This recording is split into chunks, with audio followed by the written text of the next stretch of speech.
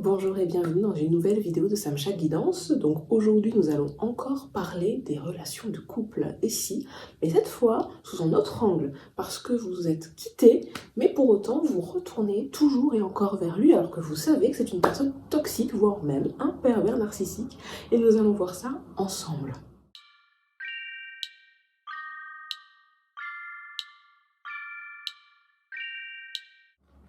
Alors pourquoi vous retournez vers cette personne? Ici c'est une chaîne de spiritualité, d'accord? Et je suis médium, donc on va parler un petit peu d'énergétique.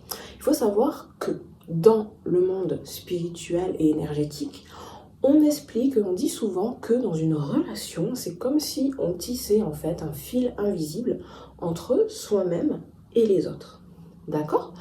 Donc, même si vous rompez avec une personne et que vous ne la voyez plus, parce que c'est le cas, vous êtes dans une situation où vous vous êtes dit « enfin je pars, je quitte cette personne parce que finalement je vois que la relation est complètement toxique, je ne me reconnais plus », mais pourtant vous avez ce truc de toujours retourner vers cette personne quand elle vous le demande ou de trouver aussi des raisons pour retourner vers elle.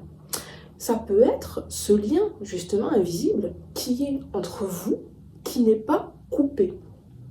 Donc finalement, voilà, ce qui se passe, c'est que ce lien n'est pas coupé, ce lien que j'appelle dans d'autres vidéos l'emprise, parce que même si vous n'êtes plus avec lui ou elle, même d'ailleurs, j'ai beaucoup fait de vidéos qui parlent aux femmes d'emprise, voilà, mais j'en ferai aussi spécial pour les hommes parce que l'emprise, quand il s'agit d'un homme, c'est différent, il y a des thèmes différents, et je me dis que si j'ai fait un, je vais faire l'autre. Je pense que c'est important, et aussi d'arrêter finalement de stigmatiser aussi les hommes dans ce genre de relation, parce que les femmes peuvent aussi manipuler les hommes à leur manière, bien entendu.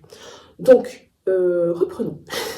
Ce fil invisible que vous avez entre vous et cette personne que vous avez quittée vous empêche malgré tout de vous libérer. En fait, finalement, c'est parce que en vous, vous avez peut-être ce sentiment, on l'a déjà vu, de culpabilité qui vous dit non, cette personne, tu n'as pas compris, tu ne l'as pas comprise, tu vois les choses en noir, tu lui as parlé mal, donc c'est normal qu'il ait réagi de cette manière. Et finalement, vous avez l'impression que tout ce qui a été dit par cette personne est vrai.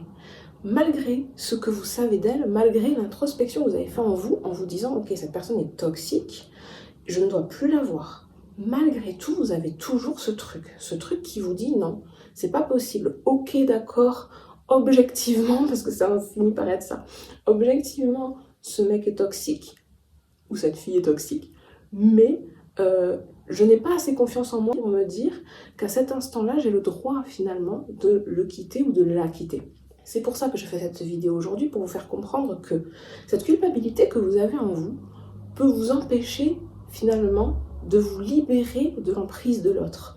Parce que au lieu d'imaginer que ce que vous dites est vrai, vous allez toujours vous remettre en question et trouver chaque expérience de vie, une fois que vous êtes séparé de cette personne, qui viendra vous confirmer que ce que a dit l'autre est vrai.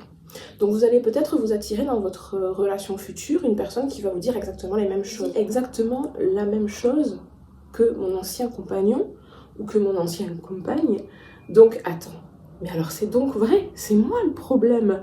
Alors stop, j'arrête cette relation qui n'était finalement qu'une relation de confirmation pour retourner vers la personne que j'ai quittée en premier. Et ô combien de personnes font ça en ce moment, justement, dans un univers qui est quand même rempli de relations toxiques, au vu de l'incertitude que nous avons actuellement sur notre propre vie et sur le futur. Donc effectivement, les relations toxiques sont à foison, il faut comprendre, il faut l'accepter aussi, il faut arrêter de voir les petites pâquerettes et les petits papillons partout. Il faut aussi apprendre à se protéger, à se défendre et à se dire j'ai le droit d'avoir des relations pures, d'amour et d'harmonie avec les autres, et surtout des personnes qui me comprendront et qui m'accepteront telle que je suis sans essayer de me changer. Donc, nous avons vu un cas, voilà, vous êtes retourné encore une fois vers votre compagnon ou votre compagne parce que une autre personne a validé ses dires. Mais sachez que vous pouvez aussi faire autrement. Vous allez commencer une relation amoureuse uniquement, encore une fois, pour essayer de comprendre que vous ne méritez pas mieux Et vous allez faire exactement ce que l'on vous a fait et faire exactement ce qui vous a fait souffrir à votre nouveau partenaire. Donc, peut-être que avant, vous étiez... J'aime bien donner cet exemple parce que il est souvent probant, je trouve, dans les relations de couple toxiques actuelles. Vous allez humilier votre copain ou votre copine devant les autres. Par exemple, vous êtes à une soirée et vous allez dire non mais de toute manière, elle cuisine jamais, moi je cuisine tout le temps, c'est bizarre pour une femme. Ça peut paraître anodin, mais bon, au bout d'un moment, c'est quand même un petit peu fatigant. Toujours critiquer en public, bon. Et donc, imaginons, et ben vous allez commencer à faire pareil, à sortir d'autres arguments, mais vous allez quand même dans le fond essayer de faire exactement la même chose que ce que vous avez subi. En fin de compte, quand la relation va arriver même pas à son terme, parce que peut-être que l'autre avec qui vous êtes va vouloir rester avec vous, parce que finalement lui aussi, il attire des relations toxiques. Peut-être que cette personne, elle va vous dire mais non, c'est pas grave. Mais vous, inconsciemment, vous allez juste vous dire attends, je fais exactement comme la personne que j'ai critiquée avant, je lui ai dit qu'il n'était pas bon pour moi, mais c'est pas vrai vu que je fais comme lui. Donc si je fais comme lui, je dois retourner vers lui. Et voilà, encore une fois, comment fonctionne la culpabilité. Elle vous fait imaginer que vous êtes comme la personne que vous avez osé finalement critiquer pour vous obliger à retourner vers elle. Et je pense que dans ce genre de situation, on ferait mieux d'avoir confiance en soi, confiance en son ressenti, confiance en ce que l'on est, pour pouvoir dire aux autres « Excuse-moi, mais à cet instant-là, je crois que nos intentions divergent, tu as une vision de l'amour, j'ai la mienne, et je préfère aller vaquer dans mon espace pour voir si quelqu'un partage cette vision. » Parce qu'en fait, l'amour, c'est ainsi. Il y a des relations qui sont dites toxiques uniquement parce que deux personnes ont des visions différentes. Donc, la seule chose que vous devez faire pour vous-même, c'est déjà trouver la personne qui vous correspond le mieux. Et excite le reste. Le reste, finalement, n'est qu'extérieur et ne vous concerne pas. Donc, à partir de cet instant, quand vous avez compris que finalement la seule chose que vous devez trouver c'est un partenaire qui vous correspond, vous allez arrêter d'essayer toujours de forcer des relations qui ne devraient pas exister. Parce que la plupart du temps dans ces relations toxiques, ce sont quand même des choses qui sont forcées. C'est-à-dire que dès le début, peut-être vous vous êtes rendu compte que cette personne ne vous correspondait pas et vous avez dû modifier des choses que vous faisiez, que vous aimiez peut-être faire pour lui faire plaisir. Déjà là, vous vous forcez. Vous vous forcez. Si vous arrêtez quelque chose que vous aimez, c'est que derrière, vous vous forcez finalement. Cette chose-là, elle vous fait vibrer, elle nourrit votre âme, elle fait de mal à personne. Pourquoi l'arrêter? Pour faire plaisir à quelqu'un. Vous vous forcez. Donc à quel moment cela devient réellement de l'amour? L'amour comme on l'entend, un amour pur où la personne vous accepte tel que vous êtes. Que vous travaillez sur vos mauvaises, entre guillemets, inclinaisons qui vous font du mal, qui vous font souffrir, pour les nettoyer, les purifier, pour devenir finalement la meilleure version de vous-même parce que vous vous dites aujourd'hui, je veux redevenir l'être pur que je suis à la base. Ok, parce qu'en fait, c'est vous qui l'avez décidé pour vous-même, pour faire grandir l'amour en vous. Par contre, quand vous vous empêchez de faire une activité que vous aimez, vous étouffez l'amour en vous. Vous l'étouffez.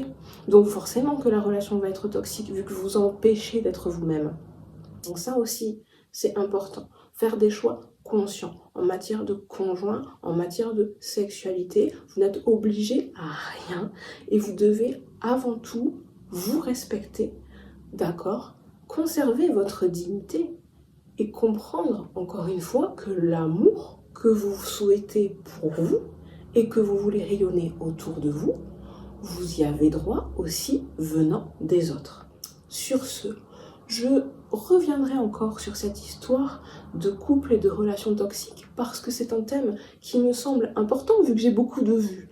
Et c'est quand même attristant, quand même, de se rendre compte que y a beaucoup de vues pour ce genre de choses, pour les relations toxiques, pour les relations sous emprise. Ce serait quand même mieux de voir des vues sur des vidéos sur comment être un petit peu plus curieux ou ce genre de choses, plutôt que de devoir aider les personnes sur ça. Alors je prie pour vous, j'espère de tout cœur que vous allez rencontrer une personne qui vous convient, une personne qui vous aimera à votre juste titre. Et surtout, n'oubliez pas que vous méritez le meilleur dans votre vie. À la semaine prochaine. Bye bye.